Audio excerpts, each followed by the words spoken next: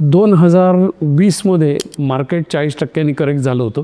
कारण होतं कोविड-19चा फॉल. त्यावेळेस माझ्याकडे एक मोठी रक्कम होती आणि 8,000 निफ्टीच्या लेवलच्या आसपास मी हे पैसे शेवटच्या 8-10 दिवसात गुंतवले. आज निफ्टी 6 वर्षानंतर 26,000 झाला आहे. कॅल्क्युलेशन केलं तर तुम्हाला असं दिसेल की हा माझा पैसा 21% वार्षिक व्याजदराने वाढलेला आहे. आता हे कसं साध्य केलं मी? तर over a period of time I have developed the ability to identify opportunities. आपल्याला जर श्रीमंत व्हायचं असेल तर त्याच्या आधी सक्सेसफुल व्हायला लागेल आणि सक्सेसफुल होण्यासाठी काही स्किल डेव्हलप करायला लागतील.